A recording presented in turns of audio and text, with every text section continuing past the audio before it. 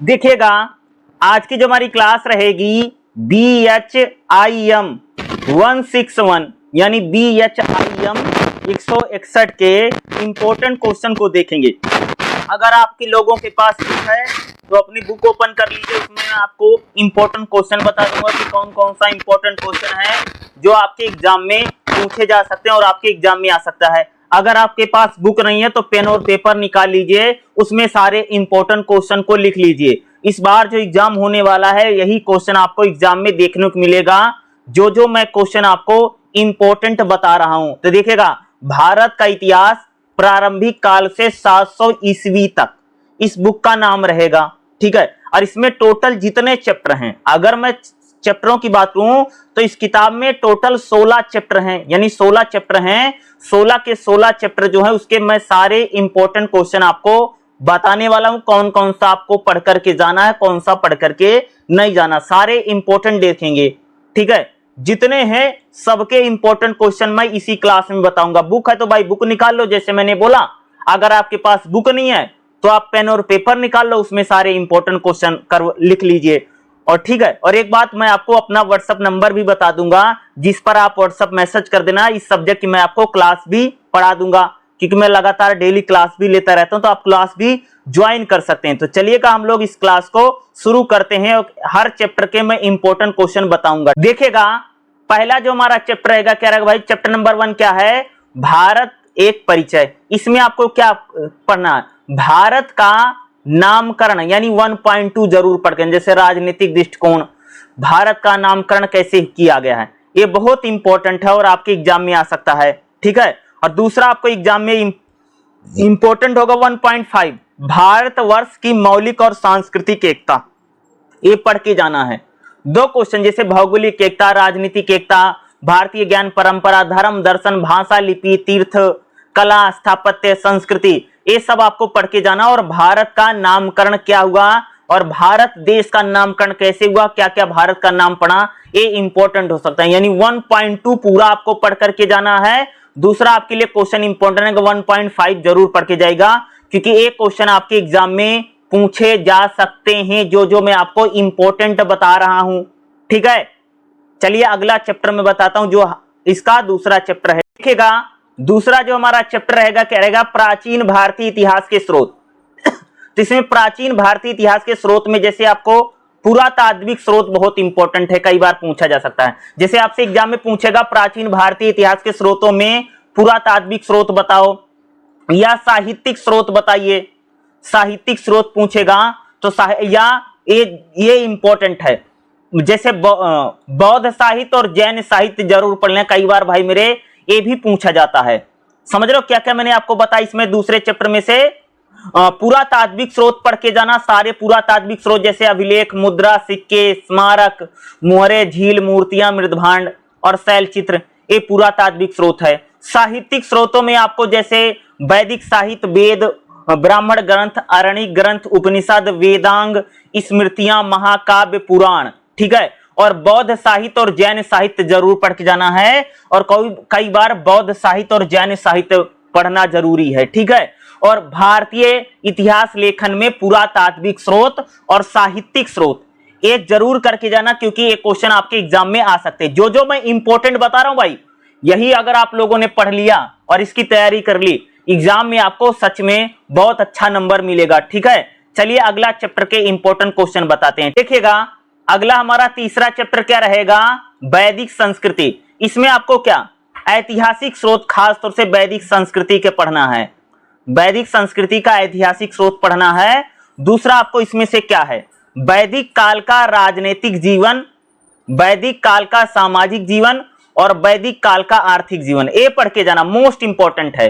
वैदिक काल का सामाजिक जीवन कैसा था, वैदिक काल में राजनीतिक जीवन कैसा था, और वैदिक काल में आर्थिक जीवन कैसे, ये मोस्ट इंपॉर्टेंट है भाई मेरे हिसाब से लगता है।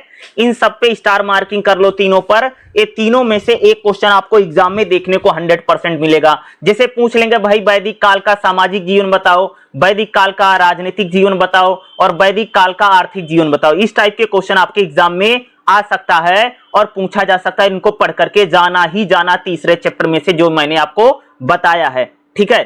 चलिए अगला चैप्टर देखते हैं जो हमारा नेक्स्ट चैप्टर है। देखिएगा अगला जो हमारा चैप्टर रहेगा, चैप्टर नंबर 4 क्या रहेगा, सिंधु सरस्वती सिंधु सभ्यता। इसमें आपको क्या पढ़ना है, इसमें से अगर मैं बात करूं ना तो इसमें आपको सरस्वती सिंधु सभ्यता की उत्पत्ति और विस्तार पढ़ के जाना है, मोस्ट इंपॉर्टेंट है। और अगला सरस्वती सिंधु सभ्यता का प्रारंभिक चरण, ये पढ़ लेना है, ठीक है। ये दो मुझे लगता है इंपॉर्टेंट है, सरस्वती सिंधु सभ्यता की उत्पत्ति और विस्तार और सरस्वती सिंधु सभ्यता का प्रारंभिक चरण पढ़ के जाना है। सरस्वती और सिंधु सभ्यता वाले यानी चौथे चैप्टर से ये इंपॉर्टेंट रहेगा और ये पूछे जा सकते हैं, ठीक है। चलिए अगला चैप्टर देखते, देखिएगा अगला हमारा चैप्टर रहेगा भाई मेरे, चैप्टर नंबर 5वां क्या रहेगा, जनपद, महाजनपद और गणराज्य। इसमें आपको क्या पढ़ना है, 6ठी शताब्दी बीसी की राजनीतिक स्थिति आपको जरूर पढ़ना है। क्या पढ़ना है, 6ठी शताब्दी बीसी की राजनीतिक स्थिति। और अगला आपको जो पढ़ना है महाजनपद कालीन शासन व्यवस्था, ये इंपॉर्टेंट है जो, और इसमें दोनों में स्टार मार्किंग कर लो, ये क्वेश्चन आपके एग्जाम में आ सकते हैं। 5वें चैप्टर में से ये मोस्ट इंपॉर्टेंट है भाई। मुझे लगता है कि 6ठी शताब्दी बीसी की राजनीतिक स्थिति और महाजनपद कालीन शासन व्यवस्था इंपॉर्टेंट हो सकता है, जो आपके एग्जाम में पूछे जा सकते हैं क्वेश्चन जो मैं आपको बता रहा हूं, और इतना पढ़ के जाना ही जाना है, ठीक है। चलिए अगला चैप्टर बताता हूं, देखिएगा अगला जो हमारा चैप्टर रहेगा, चैप्टर नंबर 6 क्या रहेगा, जैन बौद्ध और अन्य मत। इसमें से आपको क्या पढ़ना है, इसमें से अगर मैं बताऊं ना मोस्ट इंपॉर्टेंट है जैन मत पढ़ना है, जैन मत को जरूर पढ़ के जाना है, मुझे लगता है इंपॉर्टेंट हो सकता है। दूसरा आपको बौद्ध मत पढ़ना है, जैन मत और बौद्ध मत पढ़ लेना, ये मुझे लगता है दो इंपॉर्टेंट है।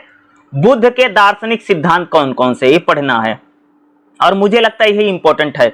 बुद्ध का दार्शनिक सिद्धांत यानी 6.7 पढ़ना है, बौद्ध मत 6.6 पढ़ना है, और जैन मत इसको करके जरूर जाना है। खास तौर से आपको चैप्टर नंबर 6 में से इसको रीड करके जाना है, ठीक है। चलिए अगला चैप्टर देखते हैं, देखिएगा अगला जो हमारा चैप्टर रहेगा, चैप्टर नंबर 7 क्या रहेगा, मगध साम्राज्य का उत्कर्षण। इसमें आपको जो पढ़ के जाना मैं बता देता हूं, मगध साम्राज्य एवं प्रमुख राजवंश कौन कौन से हैं। मगध साम्राज्य में जैसे बृहद्रथ वंश था, हर्यक, शिशुनाग और नंद वंश था, ये पढ़ के जाना है। और मौर्य शासकों का मगध पर अधिकार पढ़ लेना, यानी आपको 6.5 और 6.6 पढ़ के जाना है। 7वें चैप्टर में से मुझे लगता है इंपॉर्टेंट हो सकता है और इसको पढ़ के जाना ही जाना है। अगला देखिएगा नेक्स्ट हमारा चैप्टर क्या रहेगा, चैप्टर नंबर 8 क्या रहेगा, बाह्य आक्रमण और प्रतिरोध। इसमें से क्या पढ़ना आपको, इसमें से जो मैं बताऊं ईरानी आक्रमण और उसका प्रतिरोध पढ़ लेना, और यूनानी आक्रमण और उसका प्रतिरोध पढ़ के जाना है। मुझे लगता है ये दो इंपॉर्टेंट हो सकते हैं आपके 8वें चैप्टर में से, ईरानी आक्रमण और उसका प्रतिरोध कैसे किया गया था, और यूनानी आक्रमण और उसका प्रतिरोध कैसे किया गया था, ये इंपॉर्टेंट हो सकता है। हर एक चैप्टर का मैं सिर्फ इंपॉर्टेंट बता रहा हूं भाई मेरे, ठीक है। और एक चीज मैं बता दूं, अगर आप लोगों को क्लास ज्वाइन करना है तो मेरा ये नंबर रहेगा 9034, व्हाट्सएप नंबर है, लिख लो 90347471 और लास्ट में रहेगा भाई मेरे 58। तो मेरा ये कॉन्टेक्ट नंबर लिख लो सभी लोग इस पर, क्योंकि मैं क्लास भी पढ़ाता हूं और आपको व्हाट्सएप ग्रुप दे दूंगा, क्लास जरूर ज्वाइन कीजिएगा आप लोग ना। तो मेरा नंबर क्या रहेगा, मोबाइल नंबर क्या है 9034747158। इस पर व्हाट्सएप मैसेज कर देना, मैं आपको व्हाट्सएप ग्रुप का लिंक दे दूंगा, जहां से आप लोग व्हाट्सएप ग्रुप ज्वाइन करके मैं रोज क्लास पढ़ाता हूं, गूगल मीट पर आप पढ़ सकते हैं, कोई फीस नहीं है, मैं जितनी मदद होगी आपकी वैसे कर दूंगा, ठीक है। तो इस नंबर पर जरूर मैसेज कीजिएगा, मैं आपको क्लास 100% पढ़ा दूंगा, जो जो इंपॉर्टेंट है मैं सब बता दूंगा, और आपको चाहे हिस्ट्री है, चाहे पॉलिटिकल साइंस है, चाहे हिंदी है, बाकी भी मैं सब्जेक्ट पढ़ा दूंगा। बस आपको करना क्या है, इस नंबर पर व्हाट्सएप मैसेज कर दो, और व्हाट्सएप मैसेज करोगे तो मैं आपको अपना व्हाट्सएप ग्रुप दे दूंगा, जहां से मैं आपको व्हाट्सएप लिंक दूंगा, और व्हाट्सएप ग्रुप को ज्वाइन कर लेना। वहां पर आपको क्लास का लिंक मिलता रहेगा, ऑनलाइन क्लास का, जहां पर मैं आपको क्लास भी पढ़ा दूंगा, ठीक है। चलिए अगला चैप्टर बताता हूं उसमें क्या क्या इंपॉर्टेंट। अगला जो हमारा चैप्टर है, चैप्टर नंबर 9 क्या है भाई, मौर्य साम्राज्य का उत्कर्षण, प्रशासन तंत्र, समाज, धर्म और आर्थिक जीवन। इसमें से क्या इंपॉर्टेंट है, मौर्य शासन का प्रबंधन पढ़ के जाना। मौर्य शासन का प्रबंधन, केंद्रीय शासन, प्रांतीय शासन, ग्राम, सैन्य संगठन, इसको पढ़ के जाना है। और मौर्य कालीन समाज और मौर्य कालीन धर्म और आर्थिक जीवन पढ़ के जाना है, ये आ सकता है, मुझे लगता है इंपॉर्टेंट है। चैप्टर नंबर 9 में से आपके लिए रहेगा, क्या रहेगा, मौर्य शासन का प्रबंधन, मौर्यकालीन समाज और मौर्यकालीन धर्म और मौर्यकालीन आर्थिक जीवन। इतना पढ़ के जाना है आपको, चैप्टर नंबर 9 में से करके जाना, ठीक है। चलिए अगले चैप्टर का इंपॉर्टेंट देखिएगा। अगला जो हमारा चैप्टर रहेगा 10वां, क्या रहेगा भाई, मौर्योत्तर राजवंश, जैसे शुंग वंश, कर्ण वंश, सातवाहन, शक और कुषाण। इसमें से क्या पढ़ना है आपको, शुंग राजवंश पढ़ के जाना है। क्या, शुंग राजवंश, कर्ण राजवंश और सातवाहन राजवंश। ये तीन ही राजवंश मुझे लगता है इंपॉर्टेंट है, जो एग्जाम में आ सकता है। तीन राजवंशों को ही हम लोगों को पढ़ना है, समझ गए। और ये मैं पढ़ा भी दूंगा, जैसे मैंने व्हाट्सएप नंबर बताया उस पर मैसेज कर देना, देखिएगा। अगला हमारा चैप्टर रहेगा भाई, चैप्टर नंबर 11वां क्या रहेगा, गुप्त राजवंश। इसमें से आपको क्या पढ़ना है, गुप्त राजवंश, समुद्रगुप्त के बारे में पूछा जा सकता है, मुझे लगता है समुद्रगुप्त इंपॉर्टेंट है। दूसरा चंद्रगुप्त द्वितीय, ठीक है, और स्कंदगुप्त के बारे में आ सकता है। क्या क्या पढ़ना है, स्कंदगुप्त के बारे में पढ़ना है, चंद्रगुप्त द्वितीय के बारे में पढ़ना है और समुद्रगुप्त के बारे में पढ़ना है हम लोगों को, खास तौर से गुप्त राजवंश के बारे में अगर पूछा जाएगा तो, ठीक है। ये इंपॉर्टेंट है 11वें चैप्टर से।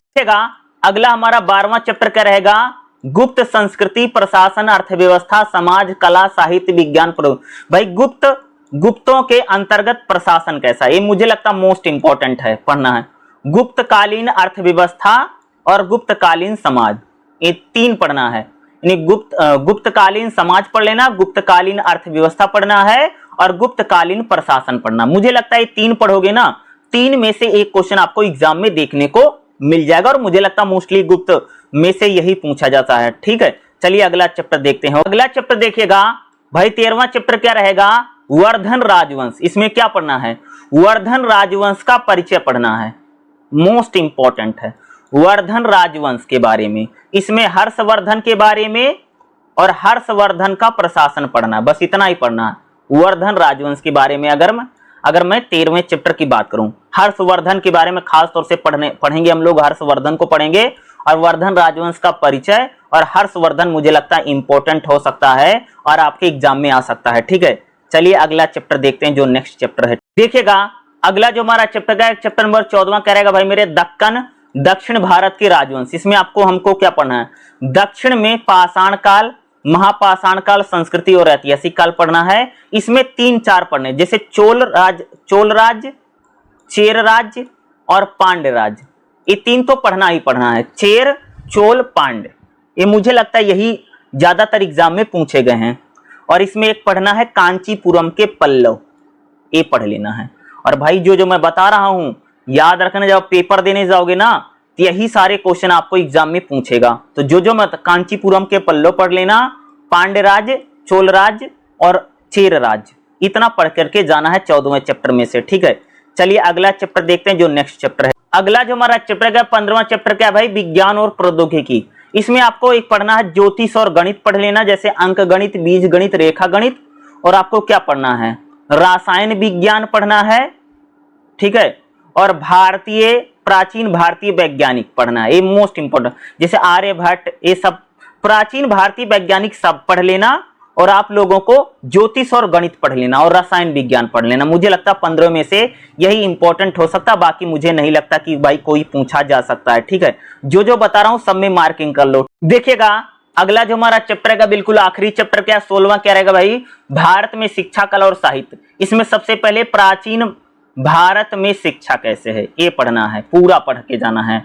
और प्राचीन भारत में कला, प्राचीन भारत में शिक्षा और प्राचीन भारत में कला वाला चैप्टर पढ़ के ही जाना है। इसमें से मुझे लगता कि आखिरी चैप्टरों में से भी कई बार एग्जाम में क्वेश्चन आता ही आता है। और एक चीज मैंने जो आपको बताया, मैंने आपको अपना नंबर बताया है, जो मैंने बताया था, क्या बताया था, 9034, ठीक है, 90347471 लिख लेना और 58।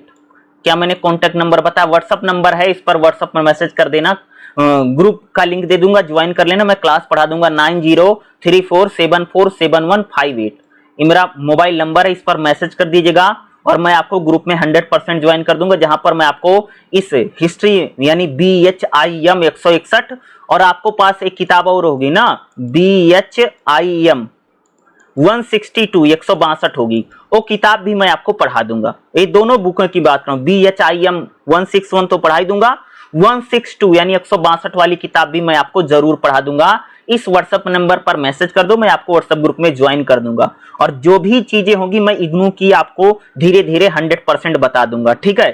तो भाई जरूर मैसेज कीजिएगा और जो जो इंपॉर्टेंट बता इनको लिख लो और किताब है तो उसमें मार्किंग कर लो। ये सारे क्वेश्चन आपको एग्जाम में आएगा ही आएगा।